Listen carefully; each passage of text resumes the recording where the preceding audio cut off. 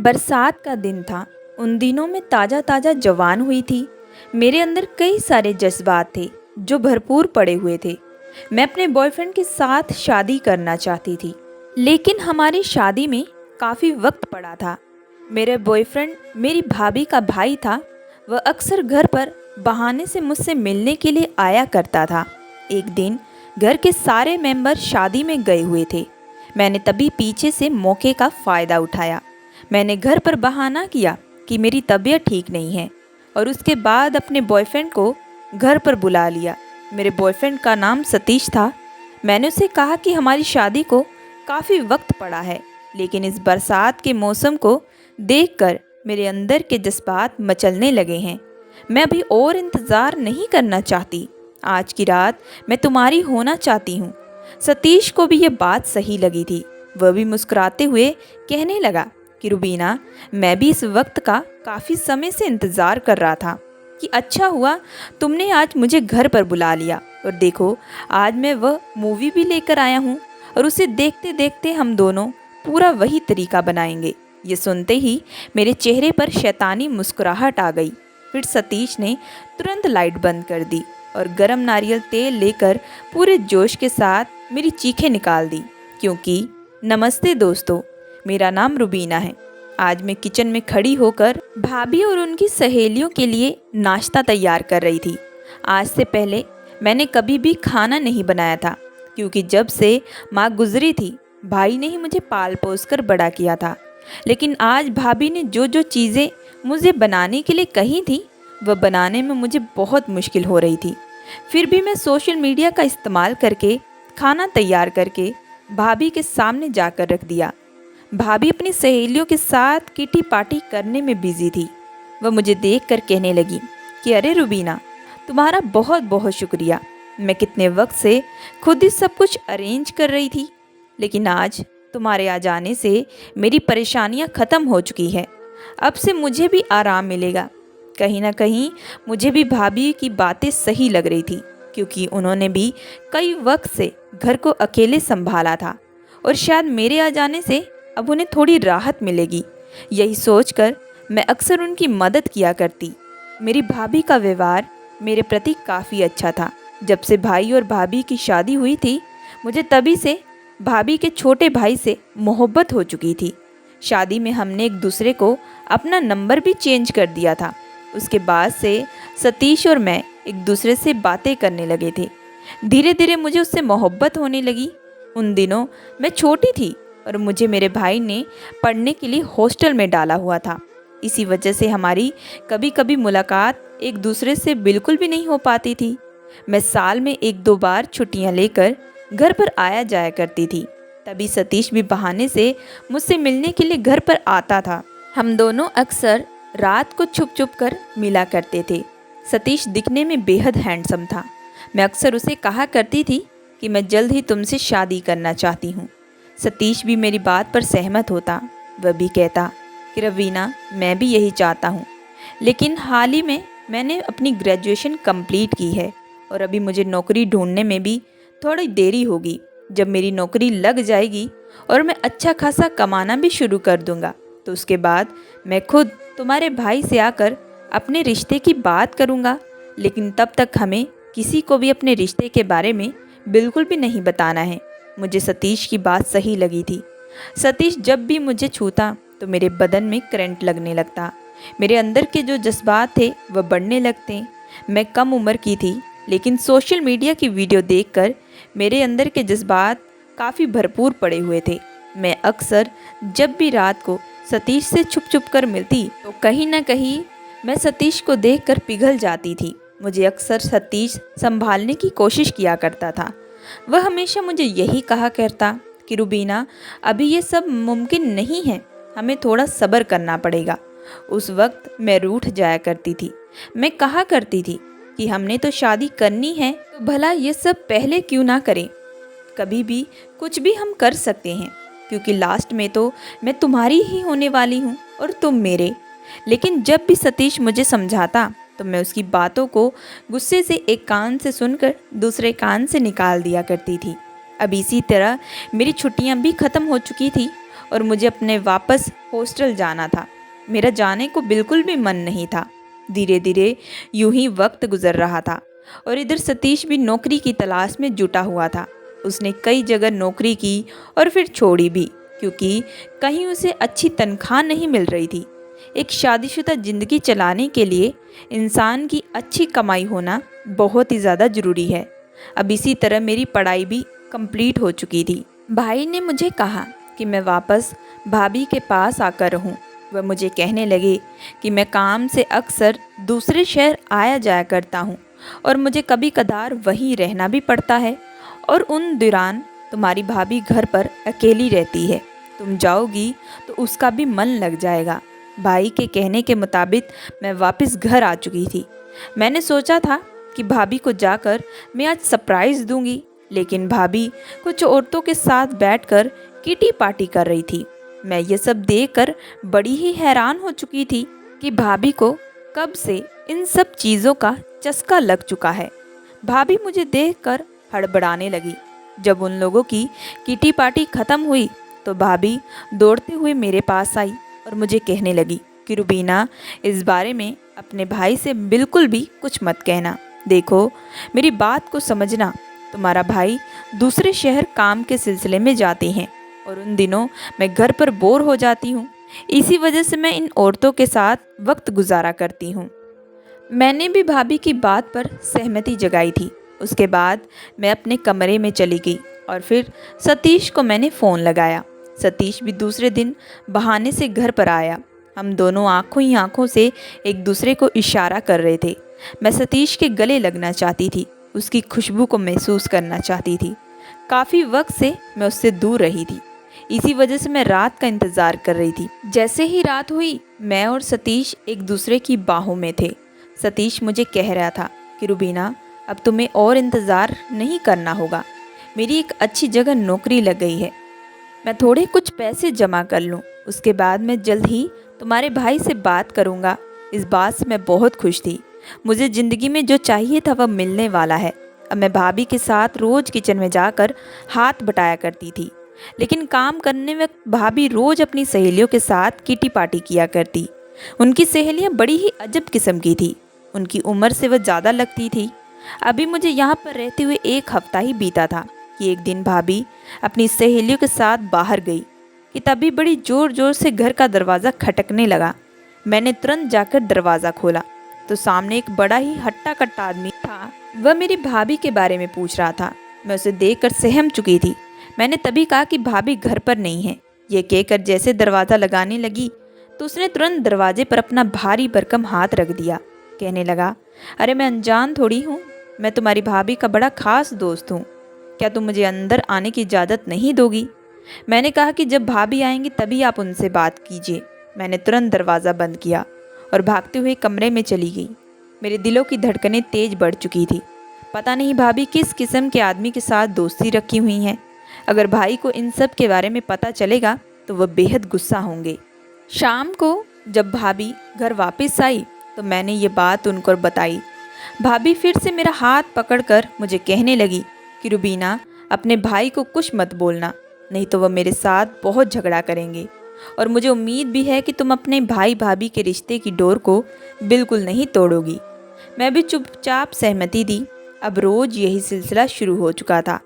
अक्सर वह आदमी शाम को घर आता और भाभी के साथ बैठकर गप्पे लड़ाता।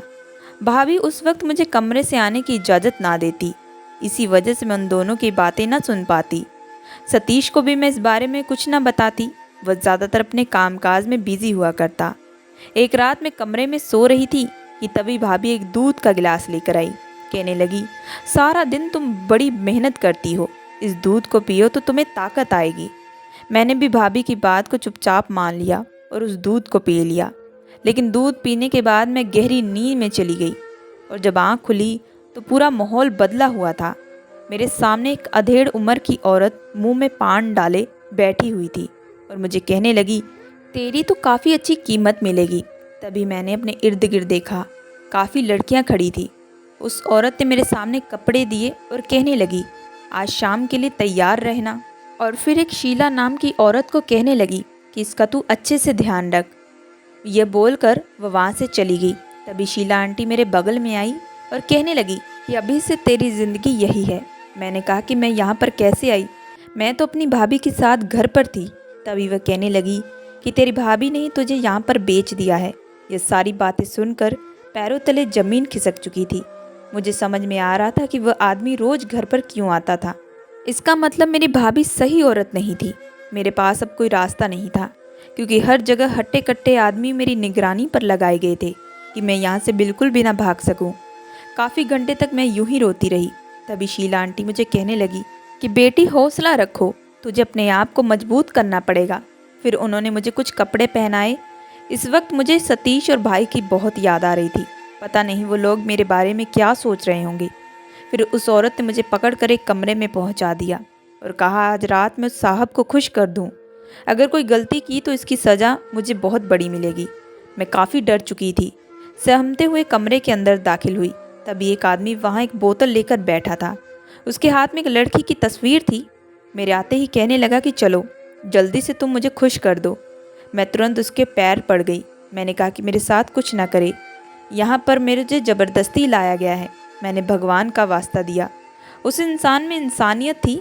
तभी उसने मुझे उठाकर बगल में बिठाया और फिर मेरी पूरी कहानी सुनी। मेरी पूरी कहानी सुनकर उसे भी बेहद दुख हो चुका था।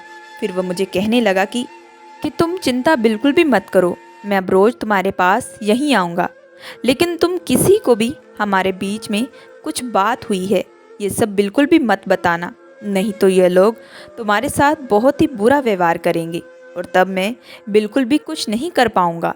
मुझे भी उस आदमी की बात सही लगी थी। सुबह जब वह आदमी कमरे से बाहर निकला तो उस अधेड़ उम्र की औरत के हाथ में ढेर सारे पैसे थमा दिए और जाते हुए यह भी कह गया कि इस लड़की को मेरे सिवा किसी और के पास बिल्कुल भी मत भेजना। जैसे ही मैं कमरे से बाहर निकली तब वो अधेड़ उम्र की औरत मेरी तारीफ़ें करने लगी। कहने लगी पहली बार एक लड़की के लिए मुझे इतने खासी रकम मिली है, ऐसा क्या जादू कर दिया तूने उस सेठ पर। मैं चुपचाप सर झुकाए बैठी हुई थी। तभी वो औरत कहने लगी कि लगता है शर्मा गई है, जाकर आराम कर, याद रख रात को सेठ फिर से आएगा। जैसी मैं कमरे की तरफ बढ़ी तो कुछ लड़कियों ने मुझे घेर लिया था। वह मुझे देखकर कहने लगी कि तुझे पता है वह सेठ कौन है। मैंने कहा कि नहीं। वह कहने लगी कि वक्त आएगा तो तुझे अच्छे से पता चल जाएगा। अब मैं शीला आंटी के पास बैठकर खूब रोती थी, क्योंकि इस पूरे कोठे में वही मेरे दुख को अच्छी तरीके से समझ पाती थी। मुझे सतीश और भाई की काफ़ी चिंता होती थी कि काश मैं यहाँ से निकल पाती। अब इसी तरह वह रोज़ सेठ मेरे रात को कमरे में आता और मेरे साथ वक्त बिताता, लेकिन आज तक उसने मुझे कभी भी छुआ नहीं था। आखिर वह ऐसा क्यों करता, ये वजह मैं नहीं जानती थी। वह मेरे बदले उस औरत को काफ़ी सारे पैसे भी देता था। इसी तरह करते करते पूरा 1 महीना बीत चुका था। वह सेठ मेरा काफ़ी अच्छा दोस्त बन चुका था। एक रात मैं बहुत रो रही थी। मुझे अपनी भाई की बहुत याद आ रही थी। मैं अपने घर जाना चाहती थी, क्योंकि आज मेरा जन्मदिन था। आज मेरा भाई साथ होता तो शायद मेरी ज़िंदगी कभी भी ऐसी ना गुजरती। जब उस शख्स ने मुझे देखा तो मैंने उसे कहा कि मुझे इस ज़िंदगी से रिहा होना है, मुझे अपने घर वापस जाना है। क्या आप मेरी इस खुशी को पूरा नहीं कर सकते? नहीं तो शायद मैं ऐसे ही जीते जी मर जाऊंगी। आप भी कब तक मुझे इन सब से बचा कर रहेंगे? जब आपके भी पैसे ख़त्म हो जाएंगे तो आप भी मुझे बेसहारा छोड़ देंगे। तब तो ये भेड़िए लोग मुझे कच्चा चबा जाएंगे। वह सेठ मेरी बातों को गहराई से सुन रहा था। तभी वह मुझे कहने लगा कि मैं तुम्हें वादा करता हूँ, मैं जल्द ही तुम्हें यहाँ से आज़ाद कर दूंगा। दूसरे दिन वह सेठ मेरे जाने से पहले ही जा चुका था। यह देखकर मैं बड़ी ही हैरान थी। लेकिन जब मैं उठी तो पूरे कोठे में हलचल मची हुई थी। बहुत शोर चल रहा था। उस शोर को सुनकर मैं तुरंत भागती हुई आंगन में जा पहुंची। वहाँ सारी लड़कियां खड़ी थी। जब मैं पहुंची तो मैंने देखा कि ढेर सारी पुलिस वहाँ पर खड़ी थी और साथ ही साथ वह सेठ भी खड़ा था। वह सेठ उस औरत के साथ बहस कर रहा था। वह औरत कह रही थी कि वह किसी भी हाल में मुझे यहाँ से जाने नहीं देंगी, क्योंकि इसके बदले उसने अच्छी खासी कीमत भी दी है। वह सेठ उसे कह रहा था कि इसके बदले वह तुम्हें अच्छी खासी कीमत भी देगा, लेकिन वह औरत बिल्कुल भी मान नहीं रही थी। तभी सेठ कहने लगा कि अगर तुमने उस लड़की को यहाँ से जाने ना दिया तो मैं तुम्हारे पूरे कोठे को बंद करवा दूंगा और तुम्हारा सारा काम धंधा चौपट हो जाएगा। मेरे एक इशारे पर ये सारी की सारी पुलिस यहाँ पर जितनी भी लड़कियाँ हैं उन सबको रिहा कर देगी और तब तुम कुछ भी नहीं कर पाओगी। तुम मेरे पावर को अच्छे तरीके से जानती हो। जब सेठ ने ये बातें कही तो वो औरत चुप हो चुकी थी। फिर वह गहरी सोच में जाकर कहने लगी कि ठीक है, इस लड़की के बदले तुम्हें 10 लाख देने पड़ेंगे, लेकिन याद रखना इसके बाद तुम कभी भी कोई लड़की को यहाँ से छुड़ा नहीं पाओगे, नहीं तो तुम मेरे और अपने बीच एक जंग खड़ी कर लोगे। इस बात पर उस सेठ ने सहमति जताई थी और मेरा हाथ पकड़कर वह मुझे उस कोठे से बाहर ले जा चुका था। मैं सोच भी नहीं सकती थी कि एक ही पल में मेरी ज़िंदगी इतनी जल्दी बदल भी जाएगी, क्योंकि यहाँ पर जो भी लड़की आती है वह वापस कभी भी घर नहीं जा पाती और यही उनकी ज़िंदगी बन जाती है। फिर काफ़ी दूर रास्ते पर वह मुझे पूछने लगा कि तुम बताओ कि तुम कहाँ जाना चाहती हो। मैंने सबसे पहले उस सेठ का शुक्रिया किया और फिर मैंने उसे कहा कि आपने मेरी इतनी मदद क्यों की। तभी वह कहने लगा कि मैं एक लड़की से दिलो जान से मोहब्बत करता था, लेकिन उस वक्त मैं काफ़ी छोटा था और वह काफ़ी गरीब थी। उसकी सौतेली माँ ने ऐसे ही उसे कोठे पर बेच दिया था, लेकिन उस वक्त मैं उसकी मदद बिल्कुल भी ना कर सका, क्योंकि मैं उस वक्त इतना काबिल भी नहीं था। लेकिन आज मेरे पास पैसा, पावर, शोहरत सब कुछ है। तुम्हारी जब हालत देखी तो मुझसे रहा ना गया, इसलिए मैंने सोचा कि मैं तुम्हें यहाँ से छुड़वा कर ही रहूँगा। और ये बात सुनकर मेरी आंखों से आंसू गिरने लगे थे। मैंने तभी उसे कहा कि आप एक काम करें, मुझे मेरे घर पर छोड़ दें। जैसे ही उस आदमी ने मुझे घर पर छोड़ा तो मैं घर के अंदर दाखिल हुई तो सतीश ने घर का दरवाज़ा खोला था। वह मुझे देखकर हैरान रह चुका और साथ ही साथ मेरा भाई भी। वह दोनों मुझे देखकर कहने लगे कि अब क्या करने आई हो यहाँ पर तुम तो कब का अपने आशिक के साथ भाग चुकी थी। तभी मैंने उन्हें भाभी की सारी हकीकत के बारे में बताया। उस सेठ ने भी सच बताने में मेरी पूरी मदद की थी। भाई सारी बातों को सुनकर फूट फूट कर रोने लगा था। कहने लगा कि मेरे पीछे मेरी बहन के साथ इतना गलत हो चुका और गलत करने वाला भी कोई नहीं बल्कि मेरी खुद की पत्नी है, जिससे मैं बेइंतहा मोहब्बत करता था। सतीश को भी ये बातें सुनकर काफ़ी दुख हुआ। जब भाभी बाजार से सब्जी लेकर आई तो मुझे देखकर हड़बड़ा गई। तभी भाई ने उसे कसकर चाटा मारा और उसे उसी वक्त तलाक दे दिया। तभी सतीश मेरे भाई से कहने लगा कि वह मुझसे शादी करना चाहता है, लेकिन मैंने उसे कहा कि तुम्हें पता है मैं किस जगह से आई हूँ। तभी वह कहने लगा कि मैं तुमसे बेइंतहा मोहब्बत करता हूँ, लेकिन तुम्हें पता है कि मैं ऐसा बिल्कुल भी नहीं हूँ। मैंने तुम्हारे साथ शादी करने के सपने देखे थे। अगर मैं गलत करना चाहता तो बहुत पहले कर सकता था। तुम मेरा विश्वास करो। मुझे पता था कि जिस जगह से मैं आई थी, अगर अपनी बेगुनाही किसी को भी साबित करना चाहूँ तो कोई भी यकीन नहीं करेगा। इसी वजह से भाई से बात करने के बाद मैंने सतीश से शादी कर ली। लेकिन आज भी अपनी ज़िंदगी में मैं उस कोठे पर बिताए हुए पलों को बिल्कुल भी नहीं भूलती। अगर वह सेठ मेरी ज़िंदगी में ना आता तो मेरी ज़िंदगी भी बाकी लड़कियों की तरह ही नरक में जाती। तो दोस्तों, मैं आशा करती हूँ कि आप लोगों को ये कहानी पसंद आई होगी। अगर आप लोगों को ये कहानी पसंद आई है तो प्लीज़ हमारे चैनल को लाइक एंड सब्सक्राइब ज़रूर करिएगा एंड बेल आइकन का बटन ज़रूर दबाइएगा।